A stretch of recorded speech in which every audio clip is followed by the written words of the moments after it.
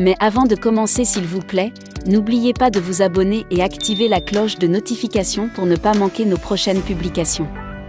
Top, c'est parti! La remise du groupement de Kibumba au maire des forces régionales de l'EAC la semaine dernière n'était qu'un mascarade de rebelles rwandais du M23. Une manière de distraire la population congolaise et les déplacés internes qui attendaient à tout prix à regagner leur village. 4 jours après la tenue de cette cérémonie, une descente sur le terrain a été effectuée par votre reporter. Le constat révèle ce qui suit. La force régionale de l'EAC occupe 4 espaces. Il s'agit de 3 antennes, le bureau de la commune rurale de Kibumba, Kanyama-Oro et l'espace du marché Kibumba. Ce qui prouve noir sur blanc que la force kenyane, membre de l'EAC, tient le contrôle de 30% du groupement de Kibumba. Par contre, les rebelles rwandais du M23 sont visibles à 100 mètres des 3 antennes, passant par le bureau du territoire de Nyiragongo, à Mwaro, avec une ligne verticale derrière les mots Hehu qui s'allonge jusqu'à la frontière congolo-rwandaise pour les ravitaillements en cas de rupture des munitions de guerre. Du matin au soir, un mouvement de militaires rwandais est visible entre le Rwanda et Kibumba. En conclusion, les fils de Paul Kagame occupent le territoire de Kibumba à 70%. L'autre fait qui prouve noir sur blanc qu'ils n'ont pas souci de la population, c'est d'avoir administré des fouets et des coups aux déplacés qui ont tenté de retourner dans leur village.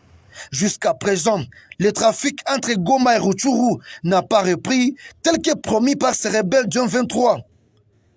Et notre fait qui inquiète la population, c'est de voir la collaboration des rebelles rwandais du M23 avec la force kenyane déployée à Kibumba et qui reste sous silence quand la population est menacée par l'ennemi. Plusieurs questions se posent. Qu'entend la force régionale de l'EAC pour repousser les rebelles et couper les ravitaillements par le Rwanda? La population est dans une tentative de retirer sa confiance à cette force et demande les forces armées de la République démocratique du Congo de combattre les rebelles du M23. Moi, Jean-Claude, je suis le président de la société civile territoire de Nyiragongo. Vous avez alerté sur la présence de militaires rwandais à Nyiragongo. C'était sur quel fait?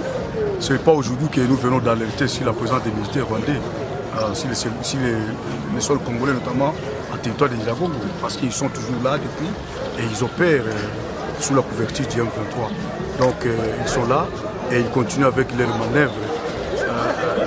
Vous savez que même hier et avant-hier, ou juste après l'annonce de leur retrait à Kibumba et Bulumba, ils ont juste orchestré d'autres mouvements en allant vers le parc national de Virunga, où présentement nous pouvons confirmer que 5 grandes positions, ou soit des positions stratégiques, sont déjà prises par les militaires, excusez pour la tautologie, notamment Kalake, Kisimba 1, Kisimba 2 et Kamatembe. Et actuellement même, nous craignons que ces mêmes fameux militaires puissent atteindre Kilolirwe, parce qu'il y a à peine quelques minutes que nous venons d'être alertés encore sur un autre mouvement de ces militaires. Et leur passage, c'est toujours au niveau de Kassizi, à Chachita vers Mwaro. C'est là où ils prennent maintenant la direction du parc national de Virunga pour soit tenter attaquer le Kumbarusayu, c'est vers la partie sud-ouest plutôt du territoire de Nyiragongo, mais aussi sortir leurs éléments au niveau des donc au niveau des Massis. Aujourd'hui, les militaires kenyans contrôlent Kibumba.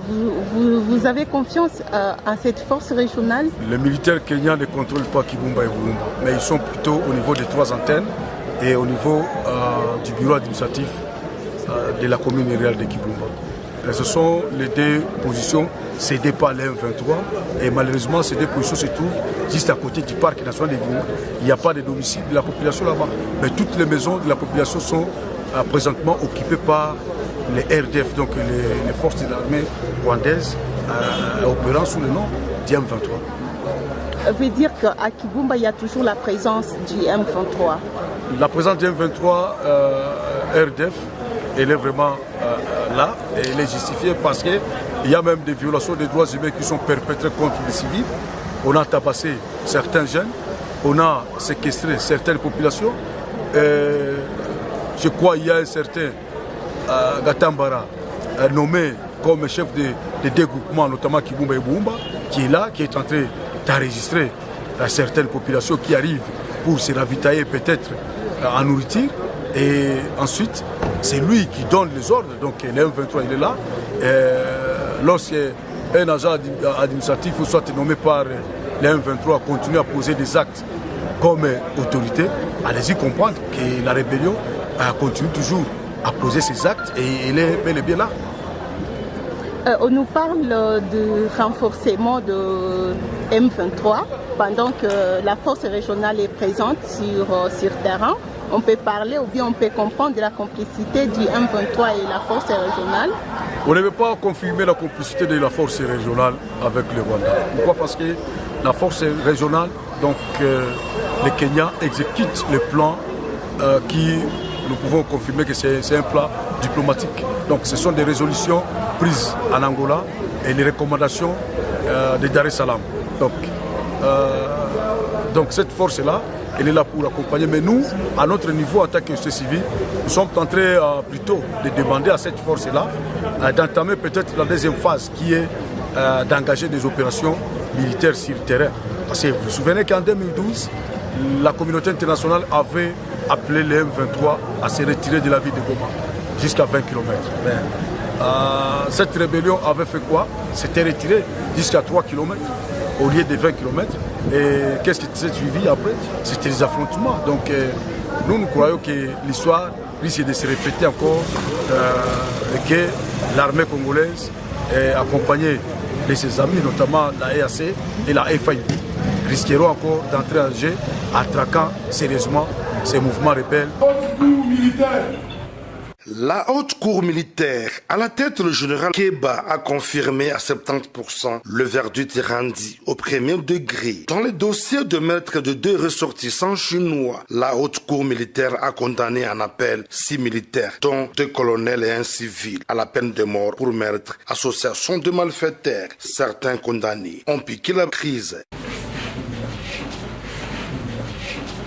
3 autres militaires qui escortaient le Chinois condamné au premier degré à 10 ans de prison dans cette affaire ont été acquittés en appel. Faute de preuves, le juge ont déclaré que le colonel Mukalenga Chendeko et Kayumba Soumaïli avaient organisé et planifié cette opération criminelle contre le convoi de Chinois dans le but de voler 4 lingots d'or et 6 000 $ américains transportés par les victimes. 2 prévenus ayant pris part à l'attaque avaient passé aux aveux. Le convoi revenait d'un site minier d'exploitation d'or et attaqué le 17 mars vers Nderembi, en territoire d'Irumu. Dans le second dossier en appel, la haute cour militaire a condamné 3 militaires, dont un lieutenant-colonel à la peine de mort pour détournement de munitions de guerre destinées aux opérations militaires. 4 autres militaires et 3 civils, dont Madame Solange Makoussi, condamnés à mort au premier degré. Dans cette affaire, on vit leur peine être réduite à 10 ans de prison. 2 civils ont écopé 5 ans de prison, selon l'accusation. Les munitions détournées avaient été vendues aux miliciens Kodeko, actifs en territoire de Djougou. Solange Makoussi, qui a accouché un joli bébé à la prison, fit un élément déclencheur et à travers elle, tous ses officiers FARDC ont été dénichés. Elle avait été arrêtée en mars 2022 avec plusieurs munitions de guerre sur la route de Bambou. Tous les militaires condamnés à mort sont radiés de FARDC.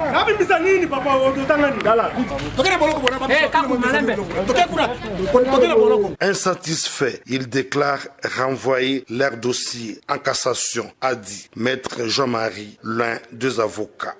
Au Conseil de sécurité et groupe d'experts de l'ONU remet à cause l'efficacité de l'opération conjointe entre l'armée congolaise et celle de l'Ouganda, FRDC-UPDF, dénommée Shuja, une offensive militaire contre les forces démocratiques alliées ADF, basées dans l'est de la République démocratique du Congo. Dans les rapports de plus de 230 pages, les groupes d'experts sur la RDC démontrent que la menace ADF a plutôt pris de l'ampleur.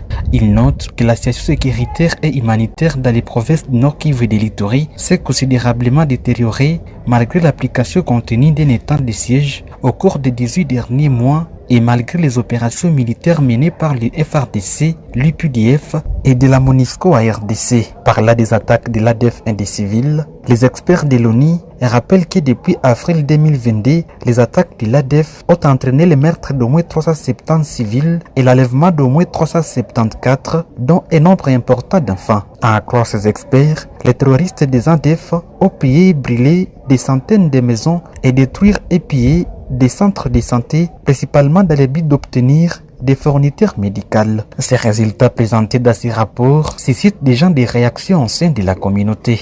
Selon les analyses avancées par notre invité Mbouiro Kamate, professeur au département des sciences de l'information et de la communication à l'université de Kinshasa, rien du contenu de ces rapports des experts des Nations Unies n'est contraire à la réalité sur terrain. Il estime cependant que le gouvernement congolais devrait plutôt disponibiliser des ressources ou moyens nécessaires à l'emploi de l'armée congolaise qui, selon lui, semble être inefficace sur terrain, faute des moyens nécessaires. C'est le professeur Mbouiro Kamate, bonjour. Bonjour monsieur le journaliste. Vous êtes le professeur à l'université de Kinshasa. Pas plus loin qu'hier, des experts des Nations Unies ont déposé un rapport au Conseil de sécurité des Nations Unies, un rapport dans lequel ils remettent en cause l'efficacité des opérations conjointes FRDC-UPDF. Il faudrait avoir votre point de vue par rapport à ces opérations qui sont dans la partie est de la RDC depuis environ 18 mois. Bon, il s'agit d'un bon rapport. Un bon rapport, mais le rapport, c'est pas le premier. Il y en a toujours eu. Le groupe d'études, le groupe d'experts sur le Congo, le groupe d'études sur le Congo en a fait beaucoup, 2 ou 3. C'est-à-dire que le gouvernement n'est pas ignorant de ce qui se passe. L'opération Shuja va durer presque 2 ans, mais on ne s'arrête presque pas pour faire une évaluation. La nation devait s'arrêter pour dire voilà, faisons un peu l'évaluation. Ce même rapport parle aujourd'hui de 370 personnes tuées depuis que l'opération a commencé, de 374 enlèvements, fait allusion au territoire de Beni, au territoire de Rumu, au territoire de Mambasa, et c'est-à-dire le sud de l'Ituri et le nord du Nord Kivu. Oui. Lorsqu'on est responsable, on essaie une opération, et au moment donné, on doit évaluer. Et si l'on se rend compte que ça ne marche pas, on change de stratégie. Il y a 2, 3 mois où le chef de l'État a annoncé que en novembre, il y aurait une évaluation de l'état de siège et qu'on pourra voir dans quelle mesure requalifier cet état de siège ou carrément le supprimer. Aujourd'hui, nous sommes à décembre, nous allons à janvier et à ma connaissance, cette rencontre n'a jamais eu lieu. Cette rencontre avec les leaders de l'Est du pays, avec aussi beaucoup d'experts, ça n'a jamais eu lieu. Et je pense que faire une espèce de sourde oreille de la part du gouvernement ne serait pas une solution. Aujourd'hui, vous voyez comment le pays il est envahi. Nous sommes en train de parler de l'Ituri du Nord Kivu. Au Sud Kivu, c'est la même chose, par-ci par-là. Nous parlons de passer par là, dans le Rutshuru, au sud du Nord Kivu, dans le Rutshuru, dans le Masisi, dans le Nyiragongo, et les choses ne marchent pas. On nous a fait amener l'armée kenyane, l'armée du Kenya. L'armée kenyane n'a tiré, à ma connaissance, aucun coup de balle. Aucun coup de balle n'a été tiré jusque-là. Les FARDC sont parvenus à freiner le projet, n'est-ce pas, de M23 pour atteindre Goma. Les FARDC ont lutté, ils sont parvenus à freiner. Mais aussi, il faut reconnaître tous ces Congolais combattants qui se livrent corps et âme pour empêcher ces assaillants de progresser vers Goma. Ils sont en train de combattre. Ils ont bombardé, il y a près de 18 mois, ils ont bombardé aux abords de Kamango, Nobili. Ils ont bombardé, c'est vrai, ils sont parvenus à disperser les ADF. Mais les ADF se sont reconstitués à plusieurs groupes. Et nous avons aujourd'hui l'impression que l'objectif de l'armée ougandaise était d'expulser les ADF des frontières de l'Ouganda. Écoles belges, françaises, américaines, italiennes. Nous avions suffisamment d'équipements. Nous avions par exemple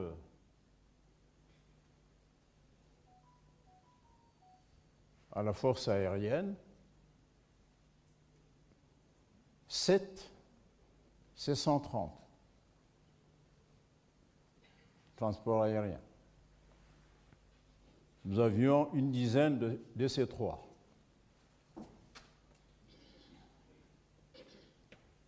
Nous avions 17 Mirage M5 supersoniques, avions de chasse. Nous avions une vingtaine de maquis italiens subsoniques. Nous avions un escadron d'hélicoptères qui allait de Puma jusqu'à l'Alouette en passant par le Super Frelon, les Gazelles, ainsi de suite.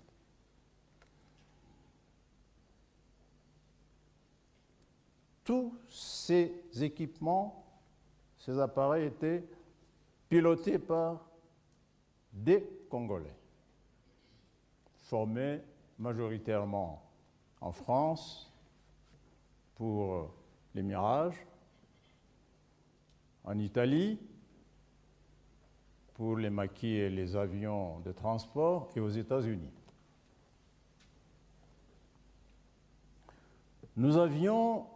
On venait d'avoir une division qu'on appelait la division Camagnola. Division, c'est 12 000 hommes. Une infanterie mécanisée et qui était basée au Katanga, appelé Chaba à ce moment-là, Kolwezi. Nous avions à Kinshasa une DITRAC, qu'on appelait Division des troupes aéroportées renforcées de choc. C'était des paracommandos, une division qui assurait en même temps la sécurité du chef de l'État. Nous avions à Bazangungu un bataillon devenu rapidement brigade blindée.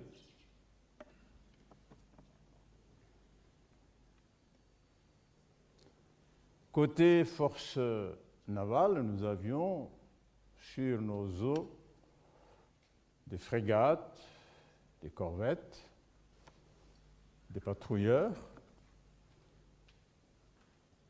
tous, encore une fois, pilotés par des Congolais. C'est sur ces entrefaites qu'éclate la première guerre du Chaba, qui a éclaté exactement le 8 mars 1977.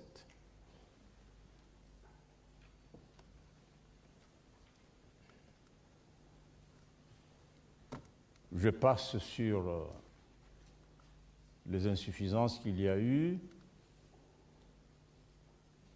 mais je vais quand même dire qu'il y a eu un incident majeur. La mauvaise conduite des opérations par le commandement militaire d'alors, commandé par feu capitaine général Bumba,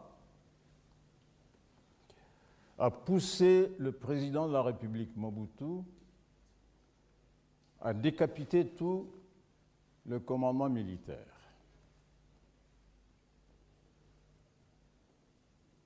et à se substituer lui-même commandant des opérations.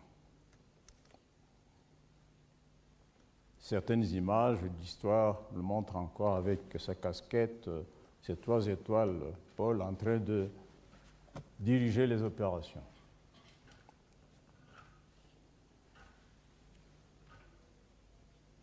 Eh bien, pourquoi il a décapité? C'est parce que, avec toute cette armada que nous avions, avec toutes ces capacités humaines que nous avions, nous nous sommes effondrés, cette capacité s'est effondrée, n'a pas été visible, face à 1000 ex-gendarmes katangais qui ont déferlé de l'Ouganda, plutôt de l'Angola, sur le Katanga, plus précisément sur Kolwezi.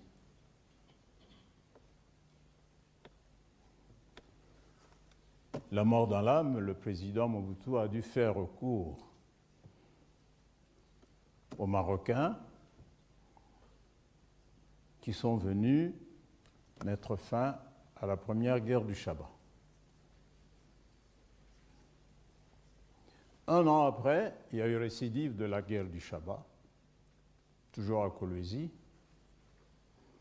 et cette fois-là, c'est encore une légion, une force étrangère, c'est-à-dire une légion française qui est venue pour mettre fin à la deuxième guerre du Chaba.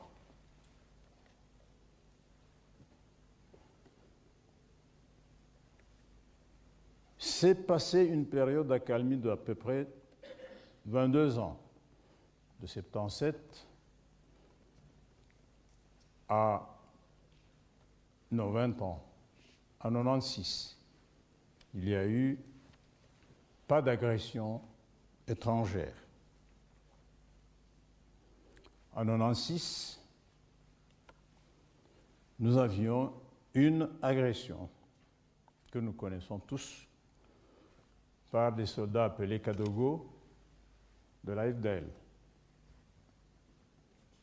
Mais entre-temps, après la deuxième guerre du Chaba, notre armée a continué à monter en puissance, notamment par la jonction aux anciennes unités. Il y a eu la 31e brigade Para, qui était basée au CETA, juste en face de l'aéroport de Njili, qui avait été, pour l'entraînement et l'encadrement, confié aux Français. Et ensuite, il y a eu la 41e brigade commando, qui était basée à Kisangani, avec l'assistance chinoise.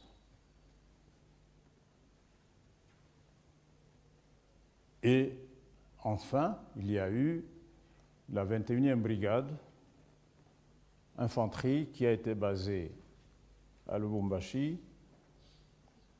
avec l'assistance militaire belge.